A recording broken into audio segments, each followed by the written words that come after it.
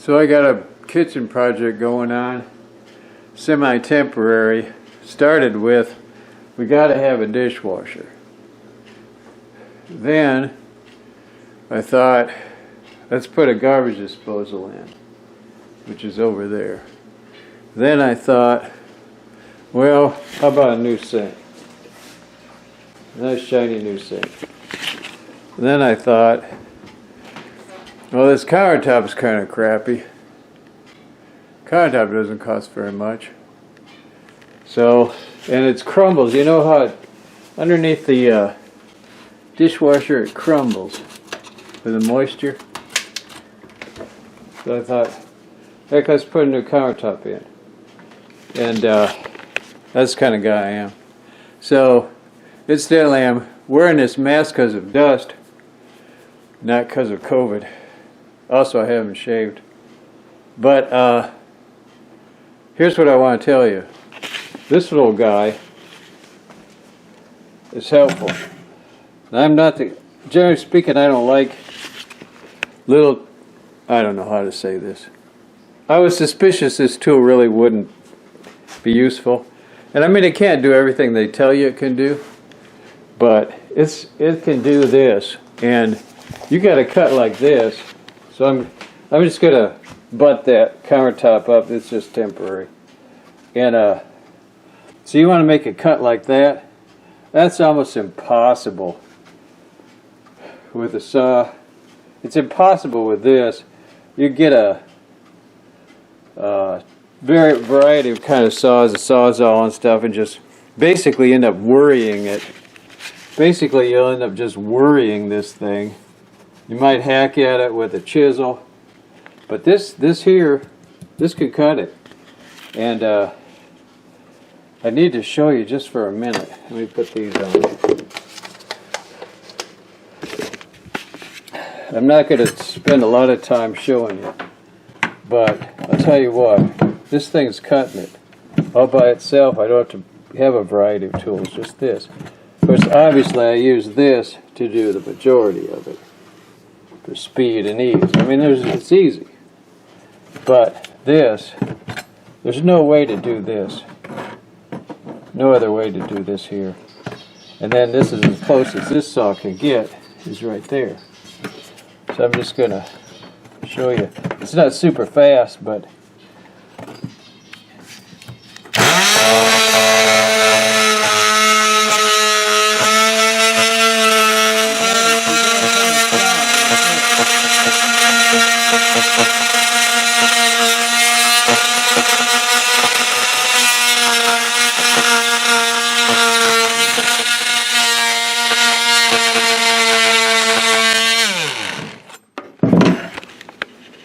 I'm fogging up. No, I'm not. Yes, I am. It was outside. But anyway, you get the idea. I got a lot of work to do. Much as I love being underneath a sink, that was hard work. Let's see, it was this edge here that I needed to pull down.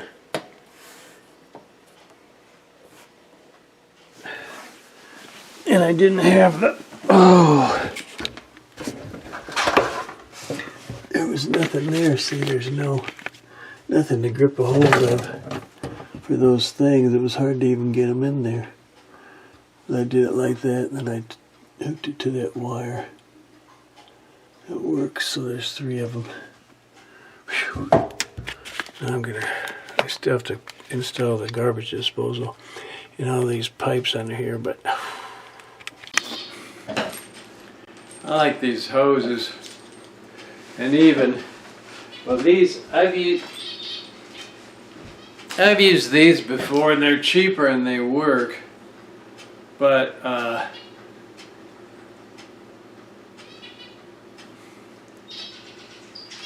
going to throw them away and use these. And whether one lasts longer than the other, I don't know, to be honest with you.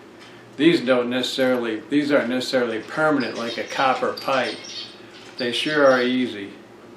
And I like to put a little Vaseline, because it is an O-ring seal. So You don't have to get them real tight. Just tight enough they don't leak, basically. And with plumbing, you got to have two things. You got to have a mechanical connection and a watertight connection. So the threads is the mechanical. The O-ring, it's not really an O-ring, but it's a rubber gasket, is the watertight connection. And you know, gosh, it's so easy. At any rate, I think I'll clean up now. And I think I'll be a little ahead of schedule on the drain because it just doesn't look too bad. Drains can be problematic. And I don't think that dishwasher is going to take me long to install at all. So what I need to do now, I think, is clean up. And you know, this is really a handyman job, what I call handyman job, because it had plumbing, electrical, and carpentry. And I got a mess outside too. But I think at this point I'm going to clean up and maybe do something outdoors for a little while, like kill weeds or something fun. This kitchen remodel turned out to be a lot more work, at least the electrical, than I planned. And I was thinking I could just move a wire here and there and keep some existing switches and stuff, but I had to completely deconstruct the whole thing. And my wife went overboard on the lights, so she's got all kinds of lights up here. And I got these LED canless lights, and to keep the insulation off of them, I'm going to put these planter pots up there. I should have bought heavier duty ones. These are really lightweight, so I taped these tongue depressors on there to give them a little more stiffness. They probably would work anyway, but I just thought it only took a minute. So I'm going to stick them up in the hole and kind of glue them down with a little bit of caulk and pull the wire through them. I got to cut a hole for the wire to go through. Actually, there's already holes in it. That's my plan to keep the insulation off the lights. I was thinking I might be able to do these from down here, but there's a beam right there. I'd have to reach over, and so I guess I have to go up in there. I've been up in there all the time anyway. I've got this access hole here, and I made a couple of runners there for me to walk on. So I've been up in there all week.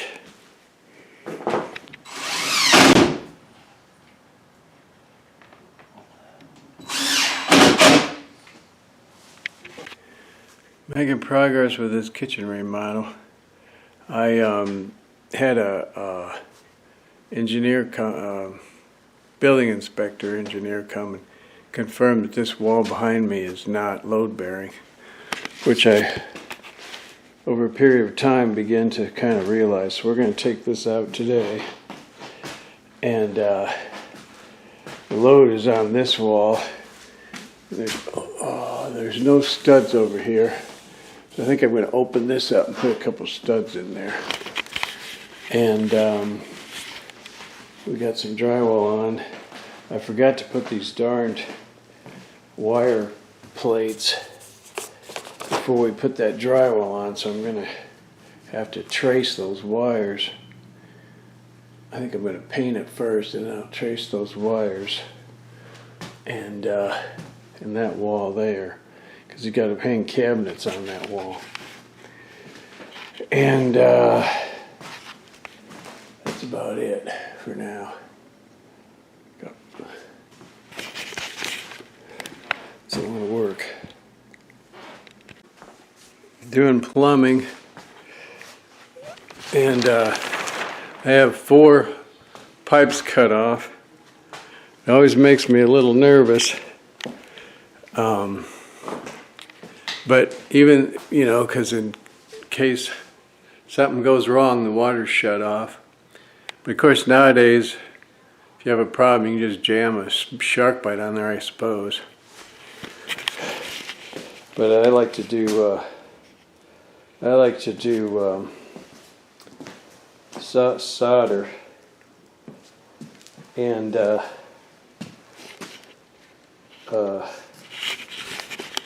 course the other thing you got to watch out for is don't burn down the house. The other thing that's a bane of soldering is water drips. And I don't know why. I really shouldn't have water coming out of there. Except it's hot. It's got a long horizontal run. And it's maybe the hot water tank's expanding the water or something. I don't like to leave the faucets completely open downstairs and drain the whole system. Drain the minimum is what I want to do. So anyway, I drain it out, lift that pipe up a little bit, sweat it, and get out of here. Also, then what I'm doing is go around the mark all the way. Instead of trying to cut, I find if I cut with this hacksaw, it'll wander off. So I go all the way around like this. See what I'm saying? If this thing was spinning, I could just hold the hacksaw in place and cut itself off, so to speak, and it'd be perfect. It'd be perfectly square cut.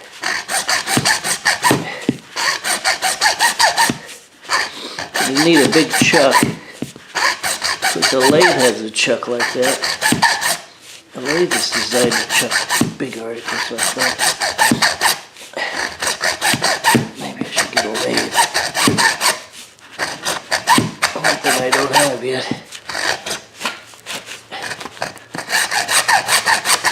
I don't do this very often though.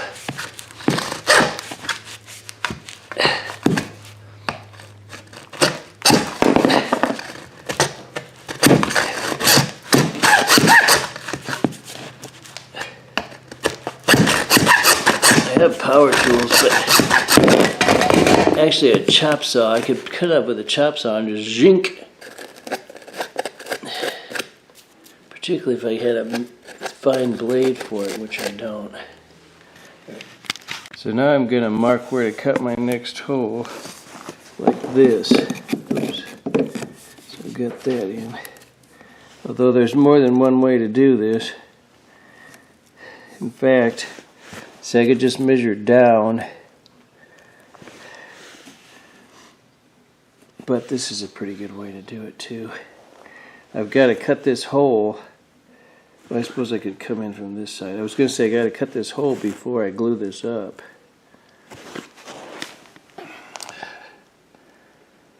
I ought to maybe drill a hole through anyway, because I've got this cutter, this drill. It doesn't pull itself through. You have to push.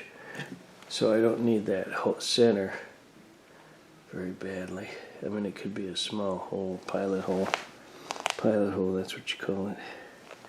I might have to jog over when I get here. I'm going to jog over when I get through and go through here. And then I'm going to jog back and go through there. Because I got this HVAC here. This is a cap. And then I've got an HVAC over there too. So I just drilled that pilot hole through. I'd like to show you how I push that motor through. I used this 2x4 and it was here. I just push against it like this. It works pretty well. I was doing a lot of these. I'd probably want that kind that's got a screw here that pulls it through, and it's also got this isn't round. This part here isn't round inside the drill. It's got lobes, so that this one will twist. If you push too hard, it'll spin on this. But the problem is that other kind, if it grips, hits something, there's a lot of torque on this. This tool has a lot of torque, and this isn't even this is a cheap one. I mean, it can really whip you. if it catches on that other device. This one won't really do it so much. It just spins. So I put this together, which is a sharper bend than is possible. I took that ring off and a few other things. It's screwed and taped. Goes in here like this. So probably should have bought I guess if I'd have bought a 6-inch flex hose and then changed this to a 6, but it would have had to come up. You'd get a funnel that comes up to about here to change it to a 6. I don't know. Anyway, this is a 7. And I hate to buy a 7, plus a 7 wouldn't fit on this. So what I think I'm going to do now is I'm going to use this metal here and just keep putting strips, bridging from, I'm going to start at the bottom and bridge from there to there with these strips.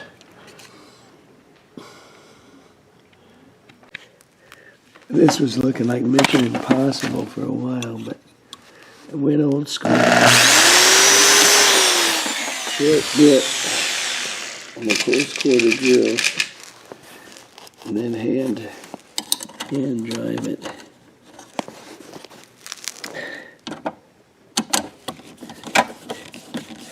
So it should flow good. I'll tape it all over. I wanted to show you it's got all bolts. It's all screwed together. That's about what I was planning, I guess. But I'll tape it all up with this metal tape. This is real good tape. So they seal the leaks. Then I got to reinforce this floor a little bit right here. And then I got to run this plumbing around it over to here and up there. And then I got to fix this, because this is a flexible pipe. Got cut when we were working. I was going to put a 6-inch elbow in it right there. See, it's not as pretty as the factory crimp, but you can see how it comes in, how it makes it smaller. It's really not too great. I got it in there and I kind of taped it, but I don't know. It can't go anywhere in a manner of speaking, because it's still connected at one end. You know, the wire wraps around like this, and it's still connected. The wire's still connected. It's just the fabric that got cut. And then this makes the angle. So it's cut at the bottom, and then that metal makes the angle. And I guess it'll be alright. I don't know too much else I can do, really. I could put a tie around it in theory, but you know, the way that thing is shaped, it's tapered down, so the tie is going to kind of almost tend to want to take it off. I put a lot more tape on it, although it's the outer layer I ended up taping. It's kind of going to tend to hold it together. I don't think it's going anywhere really. Even as this tape deteriorates, there's not going to be a lot of force on it. So I'm figuring out now how to run this. Well, I already figured out how I'm going to run this vent line, but I'm figuring exactly what I'm going to do is I'm going to jog it over like this. So I'm figuring where I'm going to drill through this joist, and it's already got holes in it. Look at all the holes it's got in it. I've been covering them up with these plates. But my understanding is, if it's in the middle of the joist, it doesn't have much of an effect. And I might have a wall over here on this side, but I'm not sure if there's just a soffit there, and then the wall goes up to the soffit, so the soffit is basically hanging down where the trunk line is, and then the wall. I guess I could go show you real quick. My daughter's room. She hung up a bunch of 645. They're interesting. Yeah, so there's the soffit. Here's the wall. The trunk line. It looks like the wall. There's no wall on this side. That's where so I'm drilling here. I'm drilling a hole here. There's no wall over here, clearly. The wall is here. And the main beam is here. The main beam that runs right here. So drilling that hole is not ideal, but as I say, if I drill it in the middle of the joist, because the top of the joist is in compression, the bottom of the joist is in tension. The middle is kind of just holding everything together. I wanted to put this piece in, which is 11 inches long. I wanted to put it in here, from here to here, and then start my jog over to this hole that I just cut. But it is so tight, I cannot get this piece in, won't go in past this. Because once again, I guess if I'd used that soft stuff, I could have just crushed it and shoved it in. But I didn't. So what I'm going to have to do, use a piece like this long. It could be fractionally longer, but it could probably be an inch or two longer. And then I want to stick out about that much. So then I have to make a coupling. Put a piece like this in. What I might do is just use these two pieces. Put that in, coupling, and then this. It's just tight. The funniest thing about this is how they push apart. Where are you? There you are. So I got purple primer. Put the purple primer on.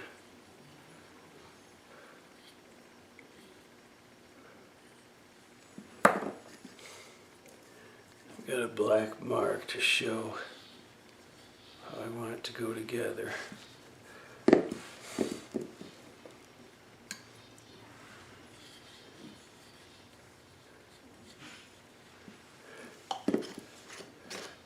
And I've got clear glue.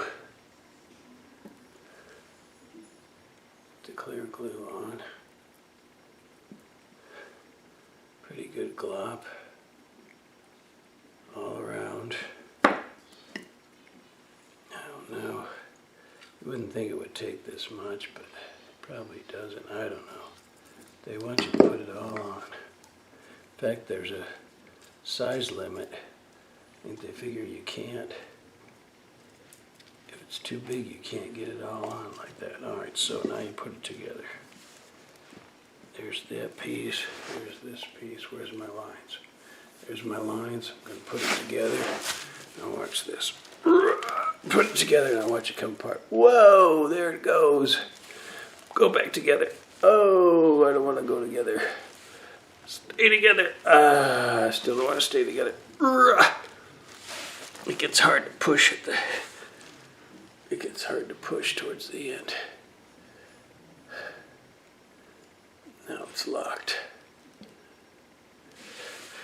Now it's locked. Well, it's still pushing apart a little bit. Now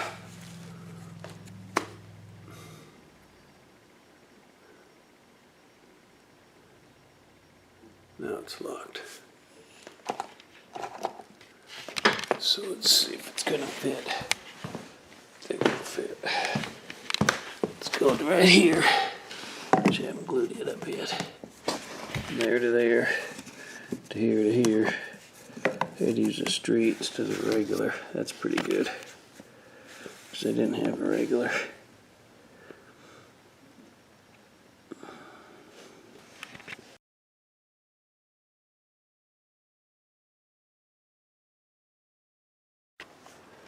It's been difficult working up here. Actually, this whole, some of it was downstairs, this vent plumbing vent. I had to reroute this plumbing vent. And this is the last part of it. Well, not the very last, but the last hard part. So I had to bring it up over there. There's very little room to maneuver and jog it, and then I'm gonna just connect these last few pieces here, that one and this one, and I'm gonna kind of connect them all at the same time so that if there's any no discrepancy, it'll just fit.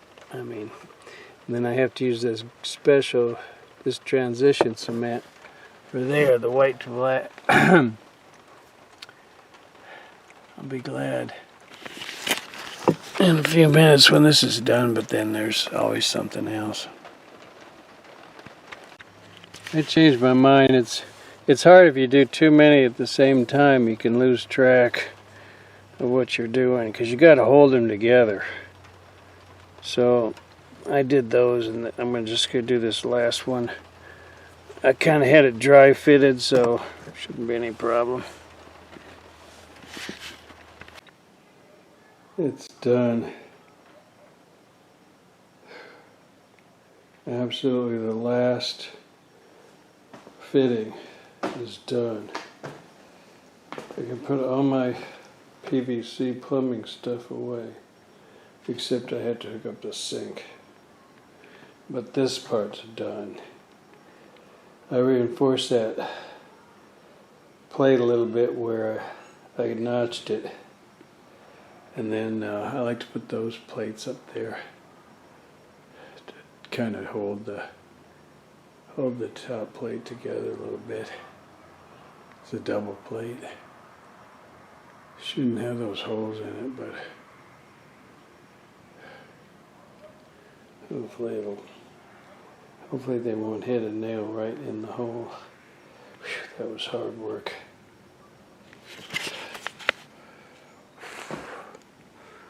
I still have to crawl up in that attic again because of electrical, but man, oh man, my joints are about tired.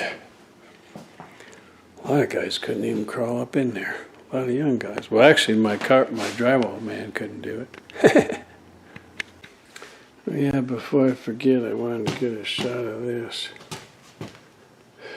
Looks like it says Bev Barnes, Barb Barnes, May 9th of 79. Bluegrass Han. Bluegrass Han. Not sure what bluegrass Han means.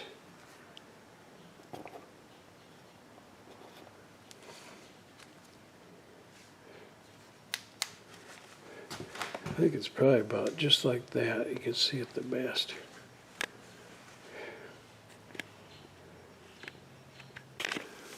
So I have the electrical work in the attic done. This isn't the way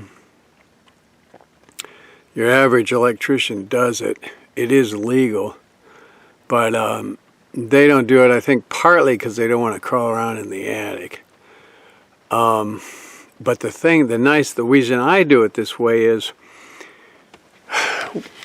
I've got we really went overboard on lights, or my wife did. And so all these wires go down to a light bulb. These are switches here. But they're going down to light bulbs, can lights, more or less, LEDs. So, but there's only one wire. I didn't hopscotch from the one to the next, so I don't have to have that, the box, the can light box is very small, so it's hard to hook those wires together and cram them in there. So I've got all the wires up here. Each one of these black wires here goes to a light, except the one that supplies power. And, the ground's hooked together here. And the switch comes in. The main power comes in. This is my main power box. And then, so the main power comes in, it goes to the switch on the white wire, it comes back on the black wire, and goes to the light bulbs, and then the white wires, from the power white wires, connected to the white wire of the light bulbs. And one thing I did, since one problem is you got so many, see now there's a little, I might need to revisit that one. You got so many wires hooked together, sometimes it's hard to be sure each wire is got a good contact. But one thing I did to help with that is put these twisties on there. So I got them all together. Oh, this one doesn't look good either. Well, that's not good on my see, this is what you want to avoid. You don't want to have a wire slipping out. But that's only 3 wires, so it's just a matter of, you got to be careful what you're doing. Yeah, see, that one didn't connect at all. Wow, that's bad. I might have to cut this part out. So let's look at this one over here. You got the power's coming in here. I got it marked. It goes to the switch wire through the white, and then the switch comes back on the black, and all the blacks are hooked together, and then the whites are all hooked together, and they're hooked to the white power wire, and then all the grounds are hooked together. And this is the main power, so all the whites are hooked together, all the blacks are hooked together. Power comes in, power goes out. And it's just a 15 amp circuit, because these are all these lights, they're LED lights, they hardly use any electricity really. A 15 amp, 15 amp you could have with 110 volt, with 100 volts you get 1500 watts. Usually you got 110, but let's just say 1500. You could have 1500 watt light bulbs on that. All these, now you get an LED, it's like 10 watts at the most. So you could have, I've got like 10, that's only 100 watt bulb. You got 10 LEDs. And I think these aren't necessarily even 10 watts, there might be 8 watts, I don't know for sure. But at any rate, you can have all these lights on a 15 amp circuit and you're still way under capacity. So this is the drawing I made to show how the electrics are run for the kitchen. And not just to show, but to help me plan it.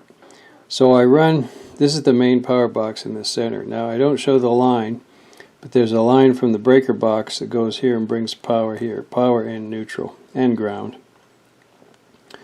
From there, power goes to each one of these boxes in neutral. Island light is a box, the bank 1 and bank 2, which is like 10, there's five lights in each bank, I think, on each side, and it runs this way. So, actually I got it wrong, because there's a wall here, this triple switch controls the 2 banks and the island light. And then there's another switch in the same wall that controls the peninsula light, I call it. And then this is another wall here, exterior wall, and the power goes directly to the switch here, the double switch, and controls the outdoor light and the cabinet lights. They run around corner, exterior. And then the pantry light is here. Now these boxes in the attic, there's a box in the attic for this, of course the main power, and then this 2 bank each has its own box, and then the box for the island light. So each one of these separate boxes, you run power on a black, and then neutral on the white, and then the ground. So then power continues on the black to the switch, and then it comes back on the white to the box. Then the white is attached to the black, and it goes to the light itself, and then the neutrals are all bound together. And it works the same for all of these. There's a number of wires coming out each one of these banks, as well as, of course, the main power box. But it's all logical. The next thing I want to do up here is redistribute the insulation, and I want to rake it away from the eave and install these.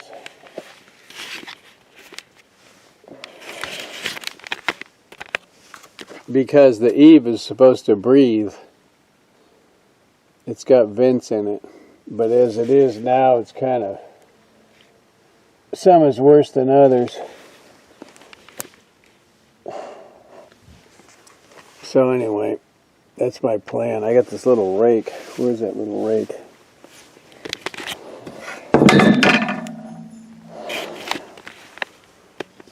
At a minimum, I need to, fill in the places where it's been disturbed. There's a big hole over there, looks like.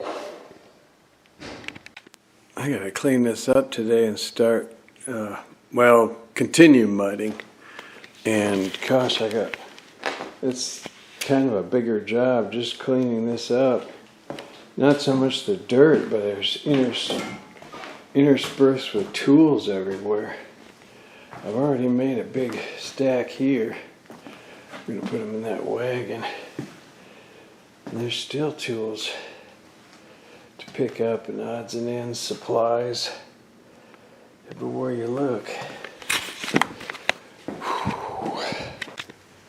Getting closer. A few tools I'm leaving. Cleaned out most of the tools. Cleaning out the trash.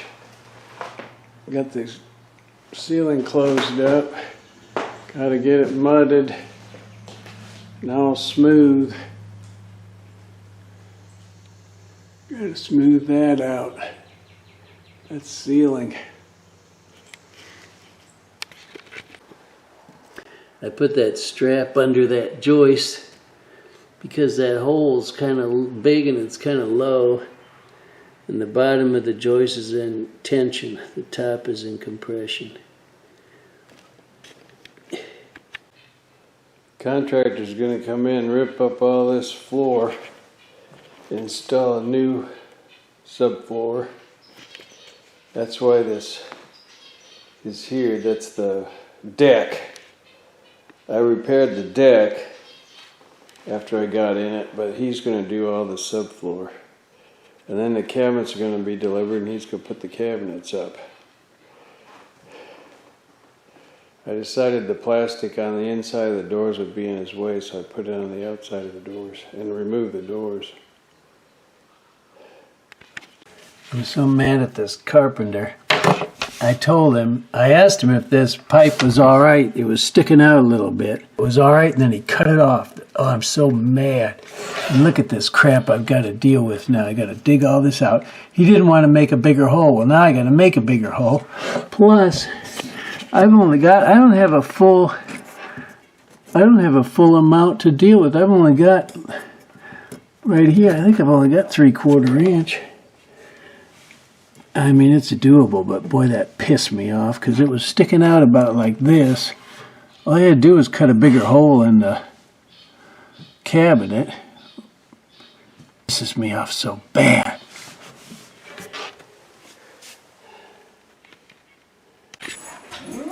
I'm filling this rabbit hole with a little piece of wood.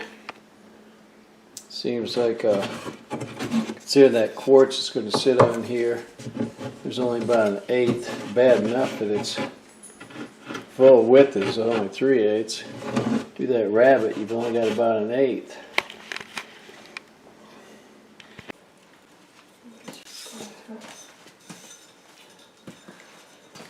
This is how you lay subway tile. Yes, You put the glue on the wall and you stick them to the wall. and they're beautiful. And it's fun for you.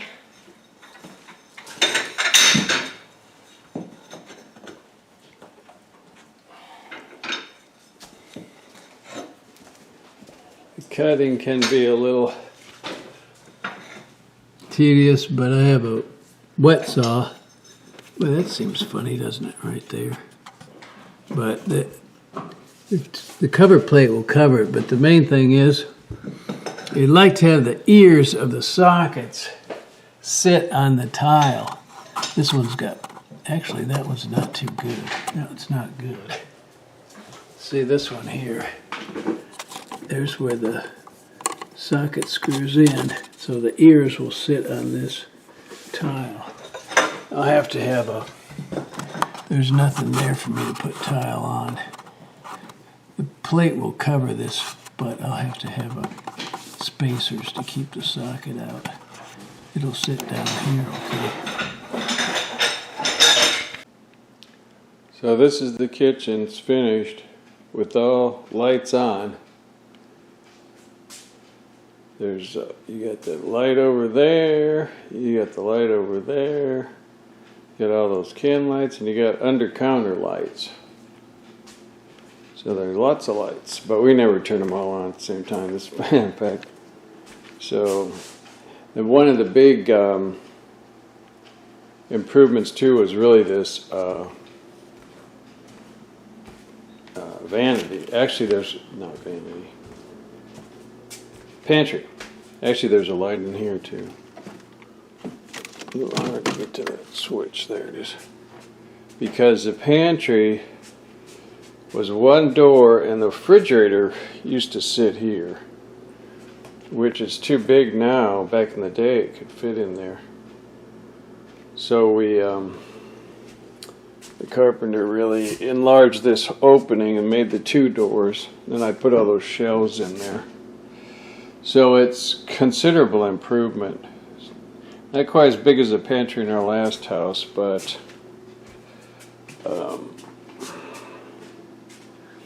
we kept the refrigerator. That's about all we kept. And the faucet. We kept that faucet. And I'll show you underneath the cabinets, because this is really... When I go to look at a house, if I want to buy a house, I look under the sink, because that's where you can tell if how diligent they are in doing their plumbing work, general work in general, because nobody sees it under there. So if they want a shortcut and cheat, that's where they'll do it. So my wife's happy with it, and I'm glad it's done. It was a fabulous amount of work. And kind of under a crunch too. Hurry up. Plus, I was working full time at the time. I've since retired. But now I work more, really.